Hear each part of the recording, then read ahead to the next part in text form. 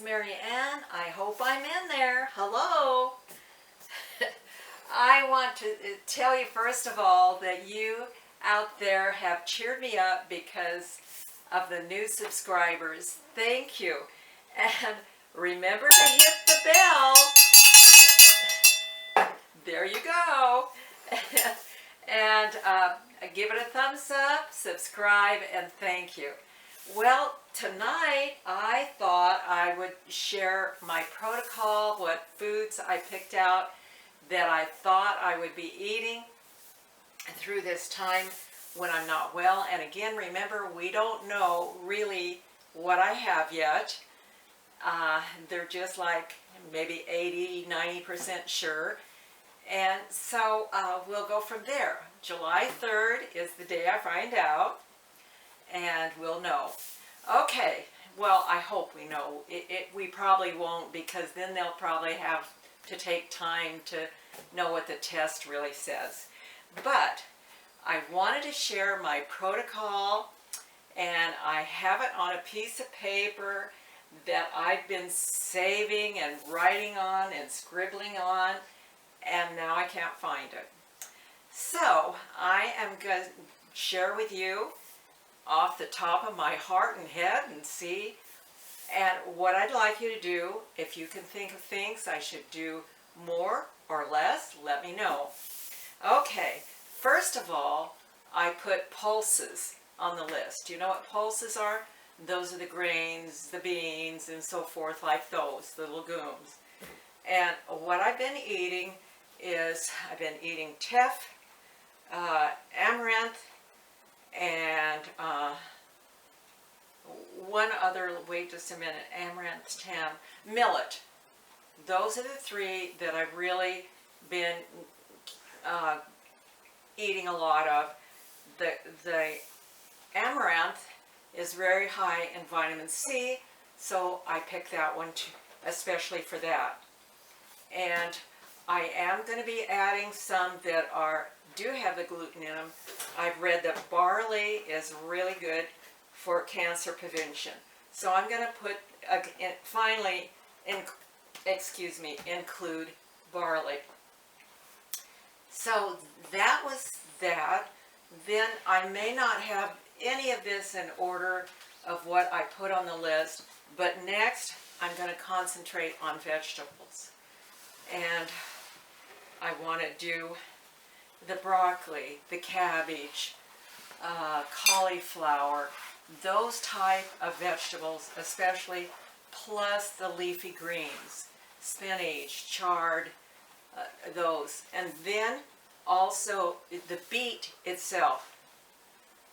The red beet will have some good anti-cancer properties in it. So those are vegetables, and as long as I'm talking about that, I'll tell you, I'm not necessarily planning my meals so much protein, so much carbs, so much like I maybe did before. Yesterday, all I ate was a salad, and that salad consisted of raw cabbage, all the colors of the peppers, red, green, orange, yellow. They are high in vitamin C, higher than oranges, those colored peppers. Yesterday I didn't, but chili peppers are good, and I used some of those. So, oh, and garlic, lots of garlic, so I'm doing that, onions, those type of vegetables. Okay, I'm going to go on to the fruits, and tomorrow I really plan to hit fruits heavy, and those are the berries. I have blueberries, raspberries, strawberries, and I'm going to be mixing that up. I'm going to be putting some oranges in it, bananas, and make this big fruit salad. Oh, I got to go back to the vegetables. Vegetables, what I'm also eating is broccoli sprouts. I've never eaten them before, but I am now. And they're so funny. You buy this small package, you open it up, and you take out a big handful of the sprouts, put it in your salad, and it was in my salad yesterday, plus walnuts and I forget what else. And And then you go back and it looks like you have more than you really bought. And they just keep sprouting in there. So one package of sprouts will go quite a ways. And Oh, stop it, you're making me hungry. and so anyway, that's what I'm, oh, and the fruits also, I plan to do grapefruit. The grapefruit is the only tree we don't have in the citrus. Well, there's other ones. We've got lime, 2 lemons, and an orange. But I'm going to eat grapefruit. Okay, probably tomorrow I'm going to do, oh, and grapes. I'm going to do heavy on fruit every meal that I can. And then on the meats, I want to go through the meats. I've always called myself sort of a second-hand vegetarian. To me, that means I only eat pasture-raised meat. But that's not exactly true, because chickens like dirt as well as pasture. And they like worms and bugs. So it's not exactly, but that's why I call myself a second-hand vegetarian, because the animals I eat are mostly vegetarians. Okay, anyway, on the meat, I'm going to go low on beef, heavy on lamb, salmon, wild-caught salmon, and so it'll be lamb, wild-caught salmon. I don't want to eat any hamburger, because once you grind up your meat, you oxidize it, and it loses its punch. And I know hamburger is so convenient, so easy, but it's better to buy it. If you want it ground it up after you get it, and that's maybe what I'll do. But I plan not to do any more hamburger. So what, oh, and liver. I don't care what kind of liver it is, just so it's organic, pasture raised. And so it can be chicken livers, beef liver, pork liver, whatever liver. And yes, I have nothing against pork, but right now, except for the liver, I don't plan to eat it. If you notice in the New Testament, when the Jewish leaders, Peter, Paul, James, were deciding where the Gentiles should fit in and how much they should obey of the Old Testament, all they come up with: don't eat anything strangled by meat, don't, you want to be sexually moral, and you want to refrain from eating the blood, so the live. So, but it says nothing about these the Jewish Christians said nothing to the Gentile Christians about don't eat pork. And I know people get excited about it because pigs don't sweat. Well, neither do chickens. Neither do, well, I'm getting on a soapbox here, but neither do cows. Horses sweat.